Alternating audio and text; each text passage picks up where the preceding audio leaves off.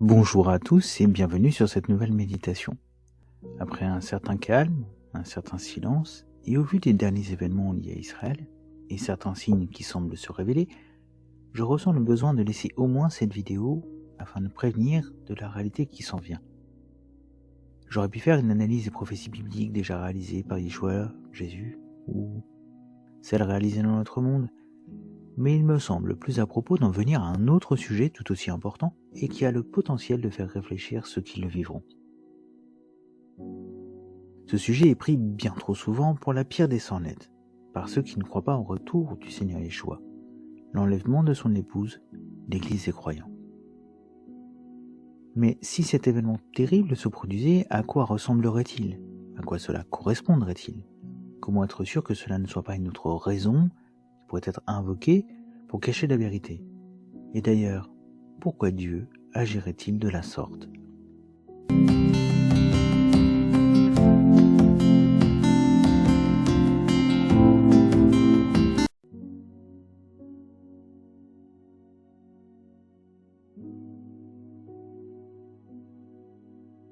Comme d'habitude, nous allons nous appuyer sur la parole pour voir si certaines histoires du Tanakh, Ancien Testament, ne pourraient pas être liées à des prophéties. Nous allons aussi les relier avec la Brit Hadasha, Nouveau Testament, car si les deux parties ne sont pas en accord, alors nous aurions affaire à une fausse doctrine. Nous allons donc réfléchir ensemble, développer, infirmer ou confirmer la véracité de cet événement qui semble se profiler à l'horizon devant nous. Si vous voulez, avant de vous lancer dans cette vidéo, je vous conseille, de regarder un des films de la série Left Behind. Vous pouvez commencer par les originaux avec Kirk Cameron, celui avec Nicolas Cage qui reprend une partie du premier livre en fait, Vanished, qui est la version pour les adolescents, dernièrement celui avec Kevin Sorbo, se déroulant après les événements de celui dont parle Nicolas Cage. Il est préférable, pour suivre notre sujet dont nous allons parler, de regarder plutôt celui de Nicolas Cage, le premier avec Kirk Cameron, ou bien Vanished, les autres se concentrant sur la suite des événements. Cet événement, pour le résumer dans les faits, fait mention d'un jour, un instant, dont parle le Seigneur en Luc, chapitre 17, versets 34 à 37, et que nous trouvons aussi dans Matthieu, chapitre 24, versets 40 à 41. Alors, 2 hommes seront dans un champ. L'un sera pris et l'autre laissé. 2 femmes monteront à la meule, l'une sera prise et l'autre laissée. Un instant où les croyants du monde entier disparaîtront au même instant. Nous allons lire ensemble ce qu'en dit le Seigneur. Matthieu, chapitre 24, versets 29 à 36. Aussitôt, après ces jours de détresse, le soleil s'obscurcira, la lune ne donnera plus sa lumière, les étoiles tomberont du ciel, et les puissances célestes seront ébranlées. Alors le signe du Fils de l'homme apparaîtra dans le ciel. Tous les peuples de la terre se lamenteront, et ils verront le Fils de l'homme venir sur les nuées du ciel avec beaucoup de puissance et de gloire. Il enverra ses anges avec la trompette retentissante, et ils rassembleront ceux qu'il a choisis des 4 coins du monde, d'une extrémité du ciel à l'autre. Tirez instruction de la parabole du figuier. Dès que ses branches deviennent tendres et que les feuilles poussent, vous savez que l'été est proche. De même, quand vous verrez toutes ces choses, sachez que le Fils de l'homme est proche, qu'il est à la porte. Je vous le dis en vérité, cette génération ne passera pas avant que tout cela n'arrive. Le ciel et la terre disparaîtront, mais mes paroles ne disparaîtront pas. Quant au jour et à l'heure, personne ne les connaît, pas même les anges du ciel, ni même le Fils. Mon Père seul les connaît. Nous avons déjà parlé dans une précédente vidéo du sujet de la connaissance par les anges et le Fils de l'heure décidée par le Père. Nous avions pu expliquer la raison et je vous renvoie à cette dernière afin d'en savoir un peu plus si vous n'avez pas encore visionné. Nous avions toutefois relié aussi ce fait au mariage galiléen et au fait de l'Éternel. Et en avions déduit que le Seigneur nous avait toutefois laisser des informations pour reconnaître la saison de cet événement. Car l'épouse se doit d'être prête à la période de la date, même si elle ne la connaît pas précisément. Ici, cela est encore plus surprenant que l'événement doit avoir lieu en un instant partout dans le monde. C'est-à-dire que certains seront endormis, d'autres au travail, encore d'autres en train de déjeuner, voire même de dîner. Luc, chapitre 21, versets 34 à 36.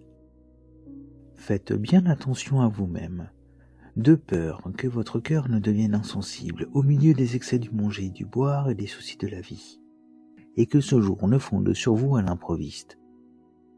En effet, il s'abattra comme un piège sur tous les habitants de la terre. Restez donc en éveil, priez en tout temps, afin d'avoir la force d'échapper à tous ces événements à venir et de vous présenter debout devant le Fils de l'homme. Il n'est donc pas surprenant de voir que ce temps demande aux croyants de rester en éveil, de se fortifier, jour après jour, pour résister aux fables disant qu'il ne reviendra plus, ou qu'il est en retard, ou qu'il reviendra dans encore très longtemps. Ce jour est en même temps une délivrance et un avertissement pour ceux qui vont rester, car tous les prétendus chrétiens ne seront pas pris, car nous parlons ici d'un tri, d'une moisson que nous retrouvons à différents endroits de la parole. Nous parlerons un peu plus tard du sort de ce laissé, et cela est un temps de patience encore envers le monde de la part du Créateur. Matthieu, chapitre 13, versets 24 à 30. Il leur proposa une autre parabole. Le royaume des cieux ressemble à un homme qui avait semé une bonne semence dans son champ. Mais, pendant que les gens dormaient, son ennemi vint, sema de la mauvaise herbe parmi le blé et s'en alla. Lorsque le blé eut poussé et donné du fruit, la mauvaise herbe apparut aussi. Les serviteurs du maître de la maison vinrent lui dire : « Seigneur, n'as-tu pas semé une bonne semence dans ton champ ? Comment se fait-il donc qu'il y ait de la mauvaise herbe ? » Il leur répondit : « C'est un ennemi qui a fait cela. » Les serviteurs lui dirent : « Veux-tu que nous allions l'arracher ? » « Non, dit-il, de peur qu'en arrachant la mauvaise herbe, vous ne déraciniez en même temps le blé. Laissez l'un et l'autre pousser ensemble jusqu'à la moisson, et, au moment de la moisson, je dirai au moissonneur : arrachez d'abord la mauvaise herbe et liez-la en gerbe pour la brûler, mais amassez le blé dans mon grenier. Matthieu chapitre 13 versets 36 à 43. Alors Jésus renvoya la foule et entra dans la maison.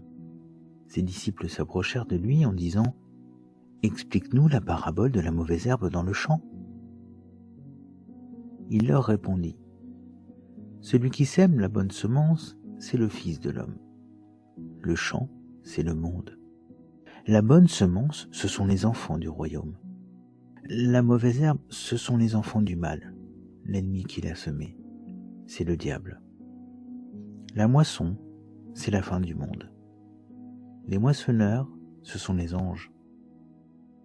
Tout comme on arrache la mauvaise herbe et la jette au feu, on fera de même à la fin du monde. Le Fils de l'homme enverra ses anges. Ils arracheront de son royaume tous les pièges et tous ceux qui commettent le mal, et ils les jetteront dans la fournaise de feu, où il y aura des pleurs et des grincements de dents.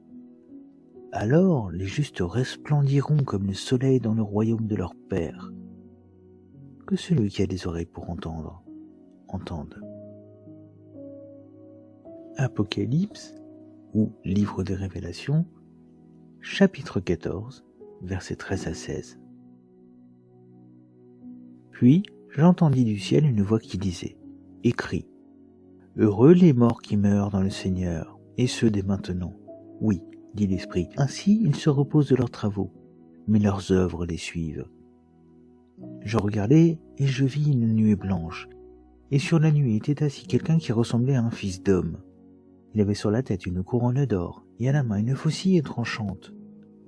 Un autre ange sortit alors du temple et cria d'une voix forte à celui qui était assis sur la nuée : « Lance ta faucille et moissonne, car l'heure de moissonner est venue, la récolte de la terre est mûre. » Celui qui était assis sur la nuée jeta sa faucille sur la terre, et la terre fut moissonnée. Ces 3 passages nous parlent de cette moisson spécifique. Si certains se demandent pourquoi Jean n'en a pas parlé dans son évangile et dans l'Apocalypse, la réponse est simple. L'évangile de Jean parle principalement des fiançailles, la première venue. Et le livre des Révélations parle du temps du mariage, la seconde venue. Cette seconde venue nous place devant la temporalité qui nous laisse bien souvent perplexes, devant la seule question à laquelle le Seigneur n'a pas répondu, car il ne nous appartient pas de connaître les temps que le Père a fixés, mais d'avoir confiance en lui et dans le Messie qui a donné sa vie pour nous sauver. Lui qui viendra juger le monde, cela étant attesté par sa résurrection. Mais encore, nous faut-il justifier cette théorie dans toute la parole, car le Nouveau Testament ne peut pas inventer une chose. Il faut qu'elle soit prophétisée dans le Tanakh, l'Ancien Testament. Le Tanakh est un livre d'histoire, de loi, mais aussi de prophétie. Nous oublions bien souvent que le livre de la Genèse est le livre le plus prophétique de la parole, développant au fur et à mesure les prophéties alors que nous lisons l'histoire, que nous raconte la parole, car ce qui est advenu adviendra à nouveau, le dit l'Ecclésiaste. Ces prophéties sont amplement scellées, cachées, car elles ne se révéleront que lors de leur accomplissement au temps de la fin, pour servir de témoignage, comme cela fut expliqué et demandé à Daniel. Exode, chapitre 8, versets 18 à 19. Cependant, ce jour-là, je traiterai de manière différente la région de Goshen où habite mon peuple. Il n'y aura pas de mouches là-bas, afin que tu saches que moi, l'Éternel, je suis présent dans cette région. Je placerai une séparation entre mon peuple et le tien. Ce signe sera pour demain. Le retour de notre Seigneur est ce que certains considèrent comme un nouvel exode. Nous vivons littéralement un exode. Nous attendons que Machiar, le Messie, nous fasse sortir de l'Égypte physique après nous avoir sortis de celle spirituelle. Nous attendons d'être séparés en tant que grains de blé, issus de l'ivraie. Et cette séparation se déroule comme le Seigneur le mentionne en Jean 14, sur lequel nous reviendrons dans la suite de cette méditation. Certains argueront que Goshen est un lieu physique. Le ciel n'est-il pas un lieu de la création ? Il est possible que pour un temps un Goshen terrestre existe à nouveau, mais cela est encore dans les plans non révélés du Seigneur. La période de l'Exode nous permet aussi de nous rendre compte que comme Israël est sorti d'Égypte et a été révélé au monde à la sortie d'Égypte, l'Église est dans son temps de désert, non dû à ses fautes, car elles sont effacées à la croix, mais selon le temps désigné par le Père pour la révéler à la sortie de ce même désert, à la fin de la fabrication de son tabernacle, à la fin de l'expansion du royaume, afin que le dernier des païens soit entré. Je ne parle pas de remplacement ici, car une partie d'Israël est endurcie, mais une autre est tournée avec les païens vers le Seigneur pour former l'Église.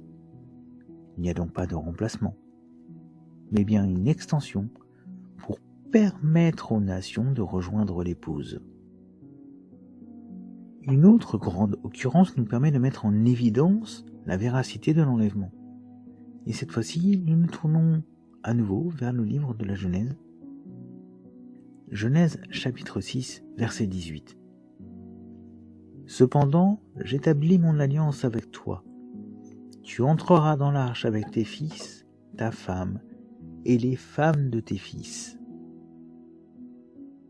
L'arche. En préparant ce texte, je me posais la question où trouver des passages préfigurant l'enlèvement.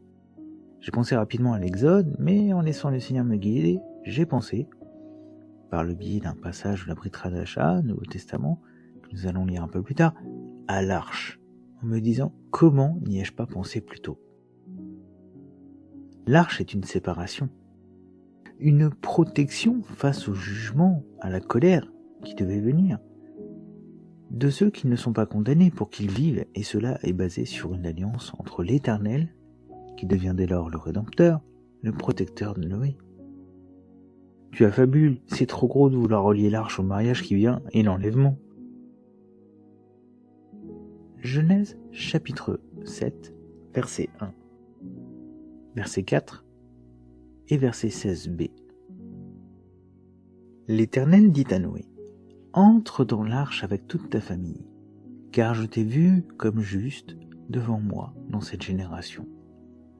En effet, encore 7 jours, et je ferai tomber la pluie sur la terre pendant 40 jours et 40 nuits. J'exterminerai ainsi de la surface du sol tous les êtres que j'ai créés. »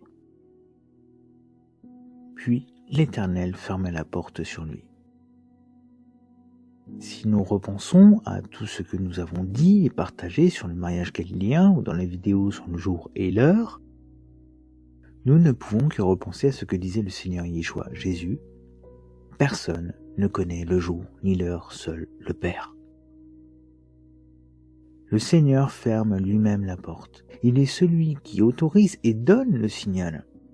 Celui qui autorise le Fils à aller chercher son épouse.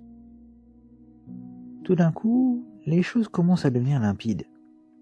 Et certains propos tenus par Paul, par Pierre et par Jean nous laissent devant cette réalité frappante de cet avènement qui surviendra comme un voleur pour tous, mais où certains seront enlevés, mis à l'abri dans l'arche construite par Christ, en Christ, tandis que le reste du monde sera jugé pour sa rébellion, son endurcissement, face à l'Éternel, et sa main tendue afin de leur proposer à eux aussi le salut. L'enlèvement est un marqueur qui doit réveiller les chrétiens endormis, mais aussi mettre ceux du monde, qui ont refusé jusque-lors, face au dernier et plus grand choix de leur vie, comme le dit Josué, chapitre 24, versets 14 à 15. Maintenant, craignez l'Éternel, et servez-le avec intégrité et fidélité. Faites disparaître les dieux que vos ancêtres servaient de l'autre côté de l'Euphrate et en Égypte, et servez l'Éternel. Mais si vous ne trouvez pas bon de servir l'Éternel, choisissez aujourd'hui qui vous voulez servir, soit les dieux que vos ancêtres servaient de l'autre côté de l'Euphrate, soit les dieux des Amoréens, dans le pays desquels vous habitez. Quant à ma famille et moi, nous servirons l'Éternel. Nous sommes ici pour prévenir, car notre désir, comme celui du Créateur de l'univers, est que vous puissiez accéder à l'éternité avec lui, que chacun puisse y accéder, dans un monde à l'image de celui avant la chute, sans mal, sans guerre, sans larmes. Nous désirons tous cela, et ces méditations n'ont pas d'autre but que d'alerter, d'amener à réfléchir à la vérité, à ce qui est véritablement important dans notre passage ici sur cette terre, à savoir trouver l'Éternel et nous attacher à lui, car il est notre salut, et l'a prouvé dans son sacrifice à la croix et dans sa résurrection. Je parlais de parallèle entre le Tanakh, Ancien Testament, et la Brit Hadasha, Nouveau Testament. Dans la prochaine partie, nous allons observer quelques-unes de ces occurrences afin de nous rappeler que la Bible, la parole, ne forme qu'un seul et unique livre en 2 parties, mais écrit sous l'unité de l'inspiration de la Ruach HaKodesh, l'Esprit Saint.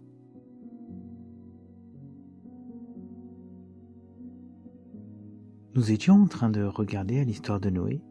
2 passages en font mention et sont autant d'encouragement que d'avertissement pour nous tous. Hébreux chapitre 11 verset 7. C'est par la foi que Noé, divinement averti des choses qu'on ne voyait pas encore, et saisi d'une crainte respectueuse, construisit une arche pour sauver sa famille. C'est par elle qu'il condamna le monde et devint héritier de la justice qui s'obtient par la foi. L'auteur de l'épître aux Hébreux ne fait pas de lien direct, mais si nous regardons l'effet de l'arche, au final, nous comprenons qu'elle préfigure Christ, Machiar, et l'effet de son sacrifice, sa résurrection, contenant en lui le jugement et la délivrance. Nous avons donc le choix, aujourd'hui, de pouvoir monter dans cette arche qui est son corps, afin de ne pas subir le déluge qui s'en vient, ainsi que la tribulation. Notre choix détermine l'éternité de notre âme et cela peut être décidé maintenant, car aucun de nous ne connaît le nombre de ses jours, et encore moins l'instant de son départ. 2 Pierre, chapitre 3, versets 3 à 10. Sachez avant tout que dans les derniers jours viendront des moqueurs, pleins de railleries. Ces hommes vivront en suivant leurs propres désirs et diront « Où est la promesse de son retour ?»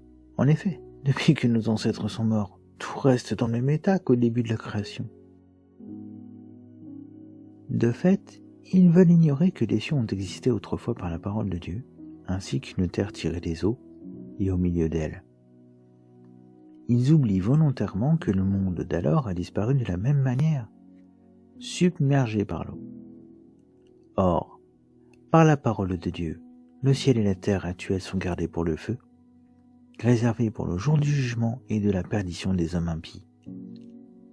Mais, s'il y a une chose, bien-aimés, que vous ne devez pas oublier, c'est qu'aux yeux du Seigneur, un jour est comme 1000 ans, et 1000 ans sont comme un jour. Le Seigneur ne tarde pas dans l'accomplissement de la promesse, comme certains le pensent. Au contraire, il fait preuve de patience envers nous, voulant qu'aucun ne périsse, mais que tous parviennent à la repentance. Le jour du Seigneur viendra comme un voleur dans la nuit. Ce jour-là, le ciel disparaîtra avec fracas, les éléments embrasés se désagrégeront, et la terre, avec les œuvres qu'elle contient, sera brûlée. Pierre, poussé par l'Esprit, nous replace devant les temps de Noé, et nous indique que les temps de la fin y ressembleront. En même temps, n'a-t-il pas appris par le Seigneur que ces temps seront semblables à cette période et à celle de Sodome et Gomorrhe ? Reprenant donc le complément des informations du Seigneur, Pierre nous rappelle que la seule arche dans laquelle Dieu nous crée d'entrer est son Fils, en qui il a mis toute son affection. Le temps de patience touche à sa fin et sera marqué par l'enlèvement de l'épouse. Les croyants qui ne seront pas endormis, qui ne sont pas de ceux prétendant ou vantant une tradition, en ayant renié la force de ce qui fait la foi et de la piété, comme dit 2 Timothée, chapitre 3, verset 5. Et ces gens-là seront donc jugés avec le monde s'ils ne se repentent pas après cet événement. Un temps qui marque, qui choque, qui veut provoquer une dernière réponse à un appel d'amour provenant d'un père appelant son enfant avec qui il est fâché, avant de fermer la porte à toujours et de devoir le renier, non avec plaisir, mais par le choix, l'endurcissement, la rébellion de son enfant. Ceux qui resteront et qui n'étaient pas croyants seront aussi placés devant l'offre de la croix. Une dernière fois, car le Seigneur aura une dernière patience envers les hommes, car il ne désire pas les voir périr et aller à l'étang de feu éternel. Mais l'Éternel n'a-t-il pas promis qu'il n'y aurait pas de nouveau déluge ?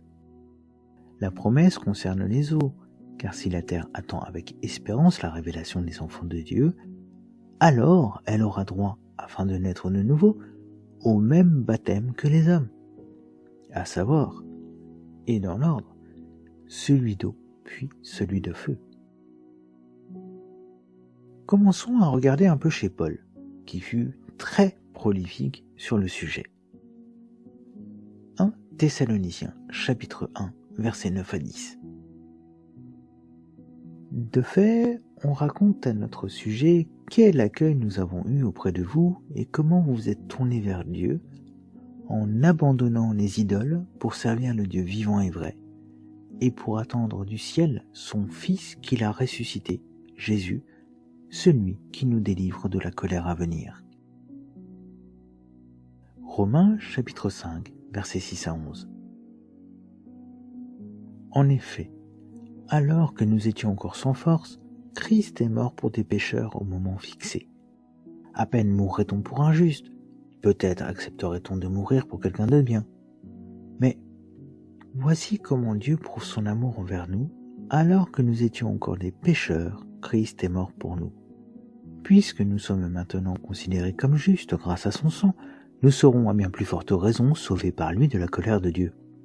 En effet, si nous avons été réconciliés avec Dieu grâce à la mort de son Fils, lorsque nous étions ses ennemis, nous serons à bien plus forte raison sauvés par sa vie, maintenant que nous sommes réconciliés.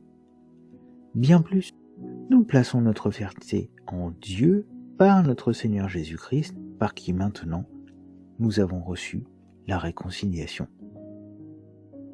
Sans même mentionner les faits, Paul nous parle de l'enlèvement comme étant la bénédiction concernant l'épouse, au temps décidé par le Père, un temps de jugement pour le monde.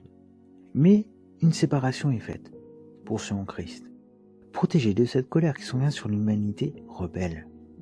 C'est une preuve supplémentaire de l'amour de Dieu pour les êtres qu'il a créés, et malgré leur défiance, malgré leur chute, il a toujours ce désir de les voir venir à lui pour trouver la vie.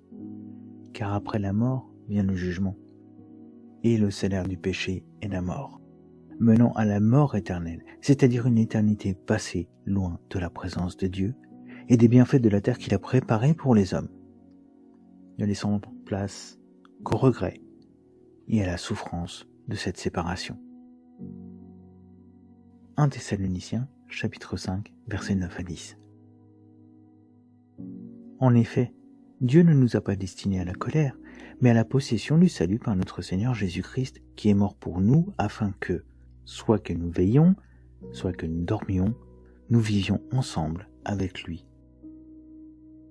Le salut n'est pas obtenu pour que nous suivions des règles sans réfléchir, mais bien pour que nous puissions, à nouveau, vivre dans la présence de Dieu dont nous sommes privés à cause de la chute et du péché. La seule question qui devrait nous importer est de savoir de quel côté nous nous trouverons au moment où cet événement se produira. Mais Paul nous en donne aussi quelques détails. Lisons ensemble 1 Thessaloniciens, chapitre 4, versets 13 à 18. Nous ne voulons pas, frères et sœurs, que vous soyez dans l'ignorance au sujet de ceux qui sont morts, afin que vous ne soyez pas dans la tristesse comme les autres qui n'ont pas d'espérance. En effet, si nous croyons que Jésus est mort et qu'il est ressuscité, nous croyons aussi que Dieu ramènera par Jésus et avec lui ceux qui sont morts. Voici ce que nous vous déclarons d'après la parole du Seigneur. Nous les vivants, restés pour le retour du Seigneur, nous ne devancerons pas ceux qui sont morts. En effet, le Seigneur lui-même, à un signal donné, à la voix d'un archange et au son de la trompette de Dieu, descendra du ciel et ceux qui sont morts en Christ ressusciteront d'abord. Ensuite, nous qui serons encore en vie, nous serons tous ensemble enlevés avec eux sur des nuées à la rencontre du Seigneur dans les airs, et ainsi nous serons toujours avec le Seigneur. Encouragez-vous donc les uns les autres par ces paroles. Autant ceux du monde haïront cet instant, autant le désirons-nous, nous qui avons cru en lui, afin d'être réunis avec lui, non pas pour être sauvés, car nous savons que nous avons des tribulations à traverser pour être témoins et exemples de la grâce, mais parce que notre cœur désire être avec celui qui le remplit en chaque instant. Ce message est donc tout autant un avertissement qu'un encouragement et une réflexion mise devant ceux qui se laisseront interpeller par elle. 2 Thessaloniciens, chapitre 1, versets 6 à 10. En effet, il est juste aux yeux de Dieu de rendre la souffrance à ceux qui vous font souffrir et de vous donner à vous qui souffrez du repos avec nous lorsque le Seigneur Jésus apparaîtra du ciel avec les anges de sa puissance, au milieu d'une flamme de feu, pour punir ceux qui ne connaissent pas Dieu et ceux qui n'obéissent pas à l'évangile de notre Seigneur Jésus-Christ. Ils auront pour peine une ruine éternelle, loin de la présence du Seigneur et de la gloire de sa force.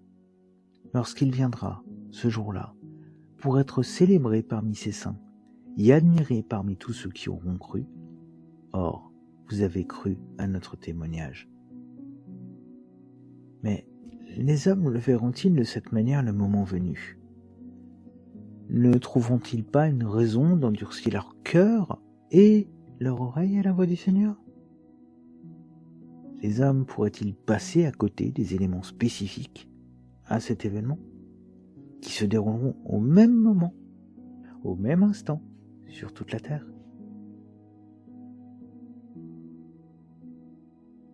L'enlèvement parle de la réunion de l'époux et de l'épouse, mais cela est-il crédible de la sorte? Y a-t-il dans le monde la moindre trace de cette possibilité, par exemple dans certaines de nos traditions? La réponse se trouve, pour cette question, sous nos yeux. Enfin, était pour beaucoup de pays dont la tradition du mariage se meurt.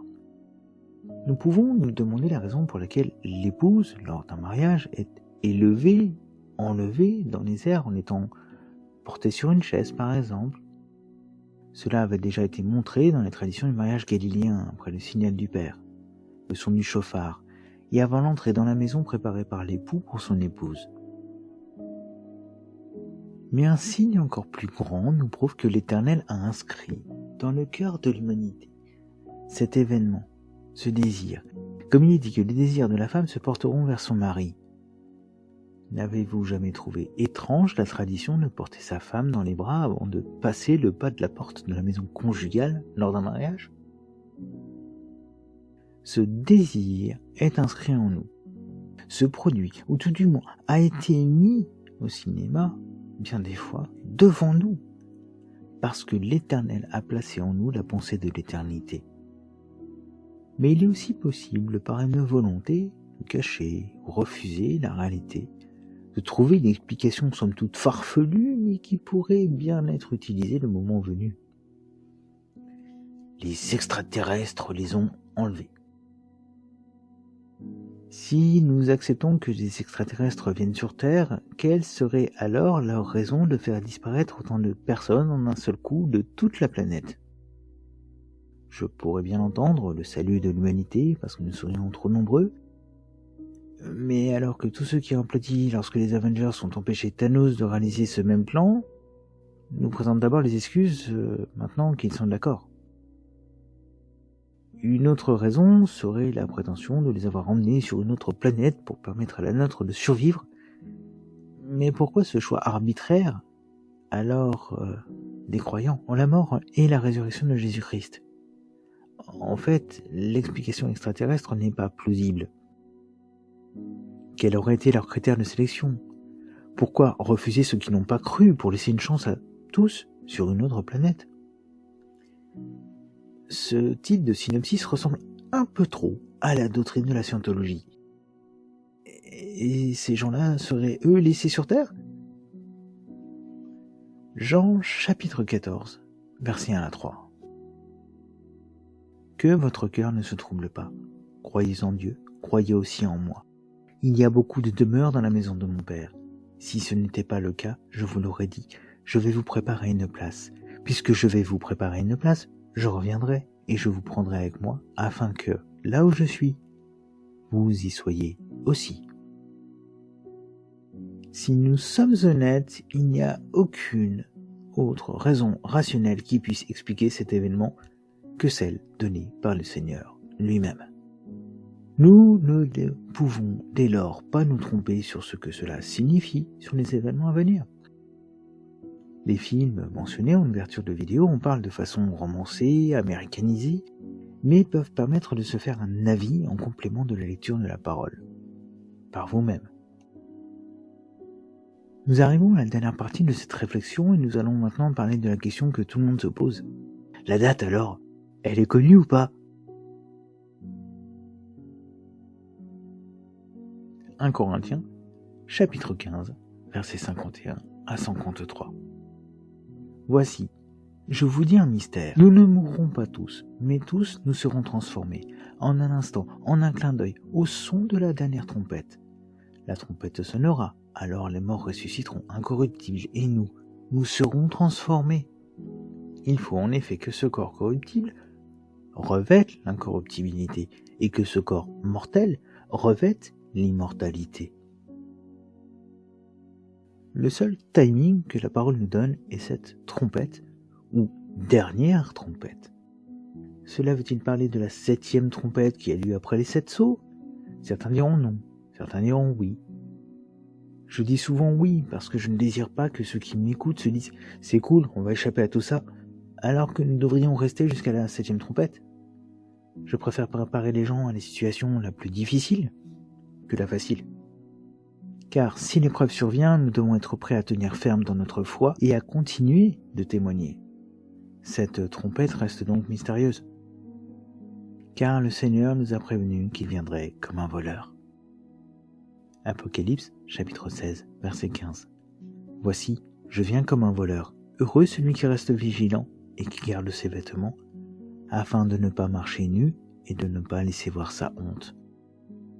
Cette heure est une heure délicate pour le monde, une heure où une forte tentation lui sera soumise et il lui faudra faire un choix, la marque de l'Antéchrist ou refuser et garder sa liberté. Mais au prix de la vie, au prix du confort, car il ne sera plus possible d'acheter ou de vendre sans cette marque.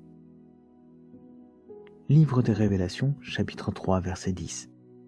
Parce que tu as gardé mon ordre de persévérer, je te garderai aussi à l'heure de la tentation qui va venir sur le monde entier, pour mettre à l'épreuve les habitants de la terre. La date ou l'heure, comme précisé dans la vidéo sur le sujet, ne sont pas ce qui est primordial, mais nos valeurs, nos vies. Et elles ne peuvent pas avoir de point commun avec ce monde qui veut et va à sa perte.